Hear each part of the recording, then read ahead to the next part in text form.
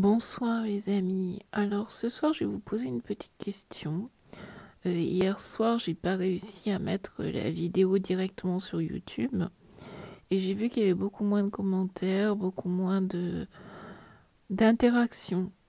Donc je voulais savoir si vous préférez avoir la vidéo directement sur Facebook ou alors si ça vous dérange pas qu'elle passe par YouTube. Moi ça m'intéresse énormément de connaître votre avis là-dessus. Et comme je vous le disais hier, je n'ai pas d'assistante de vie cette semaine, j'en ai qu'une en fait. Et je vous avoue que je ressens énormément le manque. J'ai passé l'après-midi avec ma fille que j'ai pu emmener nulle part, puisque mon mari était occupé à des travaux pour la maison. Donc on est restés toutes les deux dans la maison tranquille et tout, mais le temps m'a paru très très long. Parce que il y a des choses qu'on ne peut pas demander à une petite fille de 7 ans et malheureusement elle n'est pas là pour ça non plus. Et puis j'aurais voulu l'occuper pendant ses vacances autrement qu'en restant à côté d'elle ou sur la tablette ou des choses comme ça. Bon, j'ai une petite fille extraordinaire, je peux lui demander, quand j'ai besoin de quelque chose, je peux lui demander. Mais on prend même notre goûter toutes les deux puisque c'est elle qui me le prépare.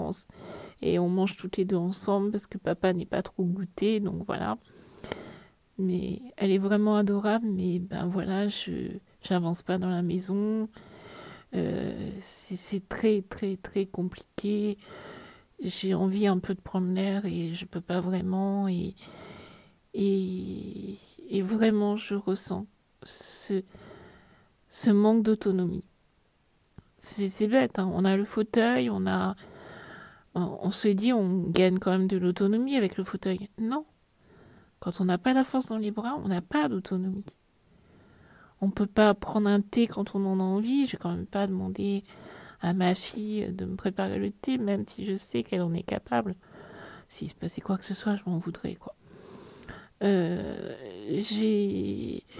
euh, si j'ai envie de faire autre chose, de bouger, de me changer les idées, d'aller faire une course, je suis coincée. Faut que j'arrête ce qu'est en train de faire mon mari, alors que déjà il fatigue. Pour lui, c'est pas évident de faire les travaux de la maison et tout. Quand il s'y met, franchement, j'ai aucune envie d'arrêter. Et non, j'ai pas envie de le déranger quand il se met à bosser comme ça, quoi. Et c'est là que je ressens le manque d'autonomie. C'est bizarre parce que quand j'étais jeune, je sentais pas ce manque d'autonomie. Les assistantes de vie, ça n'existait pas. Mais je le ressentais pas aussi profondément qu'aujourd'hui. Pourquoi? Parce que j'étais toujours entourée au lycée, au collège. Tous ceux qui m'ont connue pourront vous le dire, j'étais constamment entourée. J'étais jamais seule. Mais quand on vieillit, quand on atteint 40 ans, j'ai pas vraiment d'amis par chez moi. Je vois pas grand monde, j'ai pas de famille. Et c'est là qu'on sent le vide. C'est là qu'on sent que sans assistant de vie, on est seul, quoi. Et c'est dingue quand même de devoir être aussi dépendant.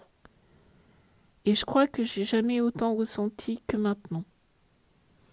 Parce que c'est vrai que dans ma jeunesse, j'ai jamais ressenti ça. J'en avais pas. Ça me manquait pas du tout.